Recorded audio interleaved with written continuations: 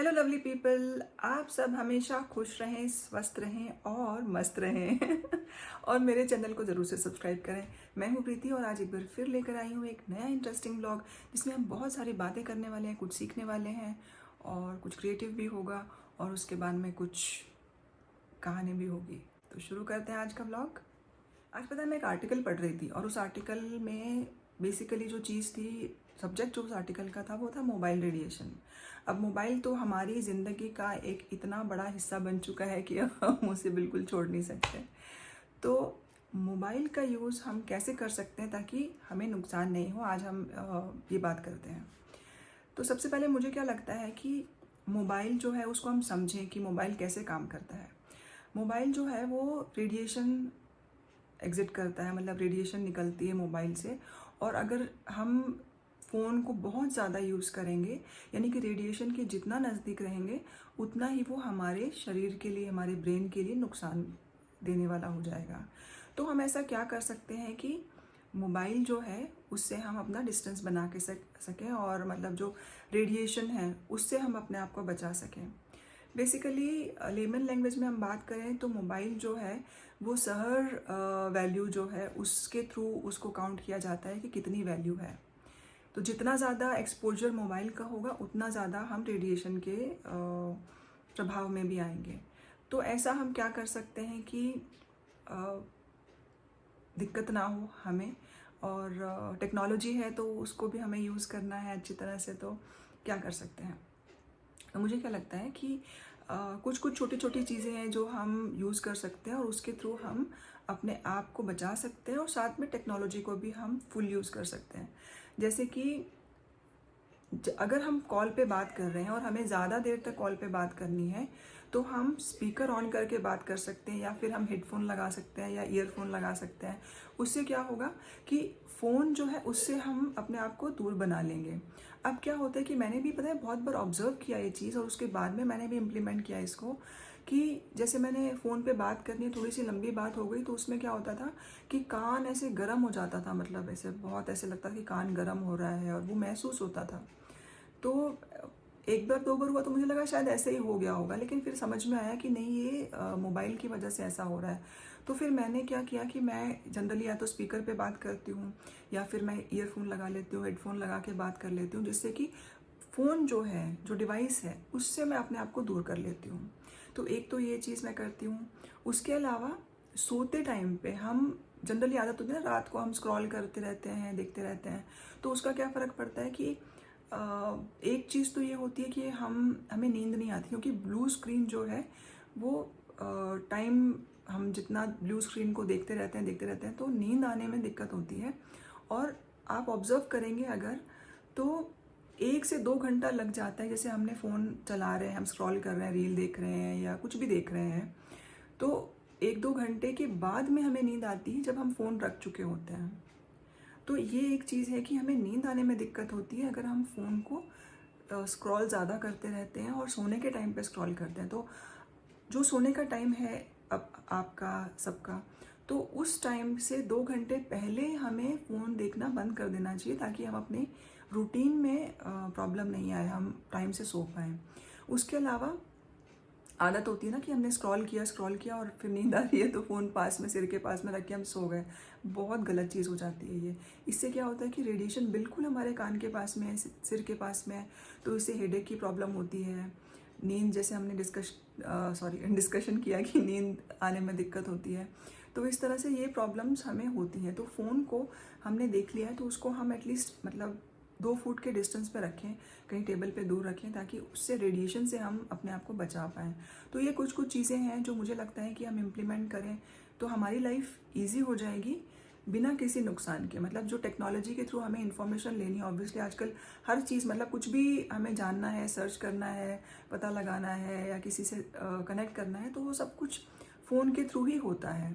तो फ़ोन को भी हम यूज़ कर पाएँ और हमारी हेल्थ का भी हम ध्यान रख पाएँ और हम लंबे टाइम तक डिवाइस को यूज़ कर पाएँ। अदरवाइज़ क्या होगा कि इसके जो रेडिएशन निकलता है, उसके जो इम्पैक्ट होंगे वो बहुत ज़्यादा मतलब नुकसान देने वाले होंगे और फिर उससे निकल के बाहर आ पाना बहुत मुश्किल हो जाएगा हमारे लिए तो ये थी छोटी सी रिक्वेस्ट। आप सभी कमेंट करके मुझे ज़रूर बताइएगा कि क्या आप भी कुछ कुछ टेक्निक्स यूज़ करते हैं अपने आप को फ़ोन के रेडिएशन से बचाने के लिए, और अगर करते हैं तो वो कौन सी करते हैं, और अगर नहीं करते हैं तो मेरी रिक्वेस्ट पे प्लीज़ आप शुरू कर दीजिए, कुछ कुछ चीज़ें इम्प्लीमेंट कीजिए, देखिएगा आपको फ़र्क लगेगा अपने हेल्थ पे, और पीस मिलेगा, सुकून मिलेगा। जैसे 2 घंटे फ़ोन को हमने दूर रख दिया, हम 2 घंटे फ़ोन यूज़ नहीं करेंगे, तो क्या आप भी अपने दिन में कुछ घंटे ऐसे निकालते हैं जहाँ पर आप नो फ़ोन जोन बनाते हैं तो अगर ऐसा करते हैं तो प्लीज़ कमेंट करके बताइए, और नहीं करते हैं तो प्लीज़ कोशिश कीजिए, कर सकते हैं शुरू इस चीज़ को। तो ये थी कुछ छोटी बातें मोबाइल यूज़ की, मोबाइल के एक्सेस यूज़ की, और उससे जो भी हार्म होता है उसके बारे में। और अब टाइम है कि हम चलते हैं किचन में और कुछ अच्छा सा बनाते हैं खाने के लिए। तो let us go in the kitchen. ये हमने बनाई है छोले की ग्रेवी, और आज हमारी जो रेसिपी है, डिश है, वो है छोले भटूरे तो अब हम ऑलमोस्ट इसमें ना तेल निकल आया, मैंने इसको मिलाया। मैंने इसमें क्या क्या डाला है, मैंने इसमें अदरक लहसुन का पेस्ट डाला है जो रेडीमेड है, थोड़ी सी चीटिंग की है यहाँ पे। उसके अलावा मैंने इसमें प्याज डाला है, हरी मिर्च है और टमाटर है। तो पहले मैंने जो पेस्ट है बनाया प्याज और हरी मिर्च का, और जो जिंजर गार्लिक पेस्ट था, वो सब मैंने पहले डाल लिया, उसको अच्छे से सेक लिया।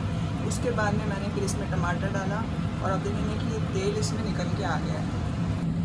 अब बारी है, ये उबले हुए छोले हैं यहाँ पे, तो इनको हम इसमें मिलाते हैं।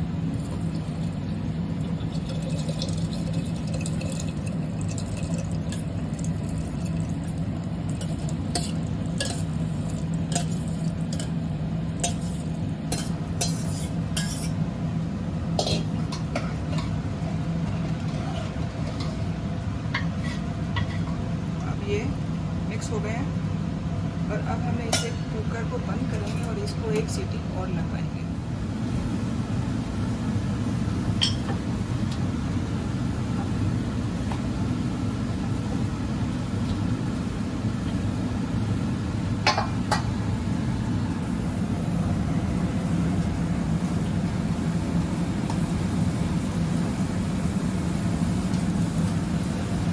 तो ये हम भटूरा बनाने की कोशिश कर रहे हैं, और देखते हैं कि ये वाला फूलता है कि नहीं फूलता है। पहले इसके पहले जो बनाया था वो तो फूल गया था, ये नहीं फूला है पूरा, पर मे भी फूल जाए। अरे फूल रहा है थोड़ा बहुत फूला है। थोड़े छोटे बना रही हो कि मेरे पास ये कढ़ाई मैंने छोटी वाली ली है, और इसमें तेल बोलते हैं एकदम गर्म होना चाहिए। तेल ठंडा होता है तो फिर वो भटूरा तेल पी जाता है।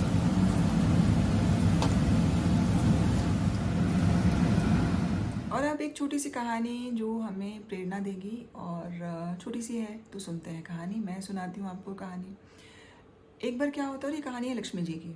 एक बार लक्ष्मी जी एक गरीब महिला के घर जाती हैं और उनसे कहती हैं, मतलब लक्ष्मी जी घर आ जाए तो फिर और किसको क्या चाहिए तो लक्ष्मी जी उनके घर जाती हैं गरीब महिला के, और उन्हें कहती हैं कि मैं आपको सोना देना चाहती हूँ।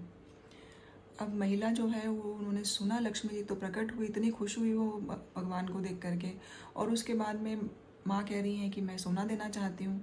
तो उसने एक सेकंड के लिए सोचा, और उन्होंने कहा, गरीब जो महिला थी उन्होंने कहा कि माँ मुझे सोना नहीं चाहिए, मुझे संतोष चाहिए। बहुत बड़ी बात है, गरीब महिला थी, सोना मांग सकती थी, लेकिन उन्होंने कहा कि मुझे सोना नहीं, संतोष चाहिए। अब लक्ष्मी जी परेशान हो गई। उन्होंने सोचा कि जो इंसान संतुष्ट है और संतोष मांग रहा है, उसको संतोष चाहिए, तो ऐसे घर से तो मैं कभी जा ही नहीं सकती। तो उसके बाद में क्या हुआ कि लक्ष्मी जी को वहीं रहना पड़ा, और उस दिन के बाद में उस गरीब महिला का घर हमेशा खुशियों से भर गया, हमेशा खुशियों से भरा रहा।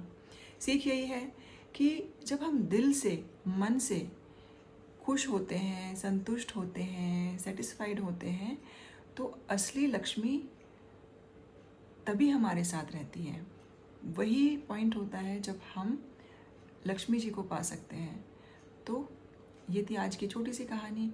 उम्मीद करती हूँ आपको अच्छी लगी होगी, और अगर अच्छी लगी है तो फिर रिक्वेस्ट वही है, लाइक कीजिएगा, शेयर कीजिएगा, और अगर नए हैं चैनल पे तो सब्सक्राइब ज़रूर कीजिएगा। और आपसे हम कल फिर मिलेंगे बहुत सारी इंटरेस्टिंग बातों के साथ में, और एक नए दिन की शुरुआत करेंगे। Till then, stay positive and take good care of yourself. Bye bye.